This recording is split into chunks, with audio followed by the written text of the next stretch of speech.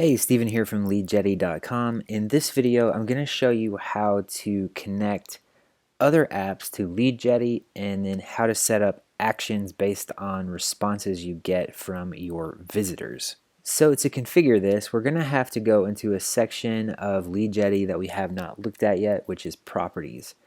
Now, and we can get there by clicking on this little location icon over here. A property is similar to like a property in Google Analytics or something like that. We won't really dive in too much to what all these are. You don't really need to set up more than one unless you're running this for multiple different websites or whatever, and even then you don't have to, but it does make things more manageable. And we're also going to skip over a lot of details here. I think I have a longer video or maybe multiple longer videos on the YouTube channel if you want to dig into it, what this is more. But the design has probably changed a bit, so just keep that in mind. We'll put some more advanced stuff together in the future. But for now, let's go into the property. The only thing we're going to pay any attention to is integrations. So let's click the integrations tab. And you can see here we have several things that we already integrate with. If you have something that you would like us to integrate with that you don't see in this list, just reach out. We'd be happy to set something up. For our purposes today, I'm just going to pop my ConvertKit API key in here, and I'm going to do that off camera, and then we'll go back over to the dashboard. So let me do that, and then I'll see you back on the dashboard. Okay, cool. So now that ConvertKit is configured, let's go into our demo flow that we've been working with so far. And I'm just going to go all the way down into here until we can see all the steps. What we want to do is set up actions for various things throughout the flow. And I'm going to show you how to do that. So first of all, to add an action, it's the same as creating an element. We're going to click this plus icon. And it's going to present us with a list. And there's several things built in. And then we also have our ConvertKit options based on me connecting my ConvertKit account. So if you connect ActiveCampaign, you'll have ActiveCampaign options or HubSpot or whatever it is that's connected. And then you can see we have a few built in. So we have redirect to a URL, another flow. The flow one is cool because it'll keep everything within the same widget, so you can actually logically jump around to different things. I'll put a video together on that soon. And then you can actually broadcast the person via webhooks, broadcast their data somewhere else.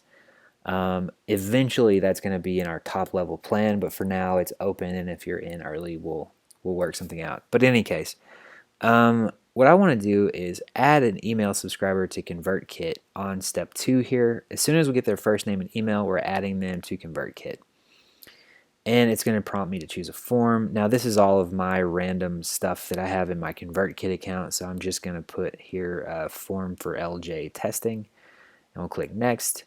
And now it's going to ask me to put some logic in here, and I'm just going to click skip because I don't really want logic. And what I mean by that is, in this case, I just want to add everybody who comes through here to this list, so there's no special conditions or anything. Now you can see down here at the bottom, we've got this add to ConvertKit form, and then we have our form for LJ testing. So that's pretty easy to see. So the next thing I want to do is say, okay, now I've got the person in my list. I want to tag them based on answers they pick. And I don't have all of this set up in a way where it's going to make perfect sense, but hopefully you kind of see what I'm trying to go for here. So what we could do is say, okay, now in this next step, let's say that they choose stocks. I would hypothetically like to add them to a tag called stocks. So on my actions, what I want to do is tag an email subscriber in ConvertKit. And I don't actually have anything called stocks in here, so I'm just going to pick a random one. Let's just say option 1. But pretend that says stocks or whatever. So all of this is kind of made up for the purposes of the example. So now we don't actually want to skip this logic. What I want to do is actually step through it. So we're trying to say tag this person only if they selected something in particular. So what we can do is say, what topics would you like to learn more about? And then includes, and then we want to say stocks. So we're saying if the answer to this question, because you could pick more than one because it's a checklist, and if you had something else that's a different type of data. Like if you have a number, you would have different conditions. So if it was a number, you could have like greater than, less than, equal to, whatever. But because it's a checklist, the only thing is this item in the checklist? Does that make sense? So now where you're able to pick one of the options and say, okay, if stocks is in their list, we want to tag them. Okay, and now we'll click finish, and you'll see down here we have a condition. If what topics would you like to blah blah blah includes stocks, tag them in ConvertKit with option 1. And again, imagine that says stocks.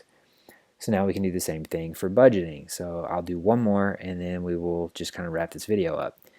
So we tag them, we'll say that it's option 2. And now what I want to do is say if what topics would you like to learn more about includes budgeting, we will add that tag. And so you could do the same thing for gold. And now you're basically doing, and these will run in parallel. So if somebody picks all 3, they'll get all 3 tags. So that's basically how this works. And now this is set up for you to segment people flowing through your email opt-in. So now that you've been through this video, you've seen the fundamentals on how everything works. I've got a lot more videos I'm going to be rolling out with more advanced topics and other cool things you can do. And our YouTube channel is one place where we're going to be pushing out information about new features and upgrades that we release. So if you're interested and want to see more, be sure to subscribe to the channel. With all of that said, I hope this was helpful, and I'll talk to you in the next video.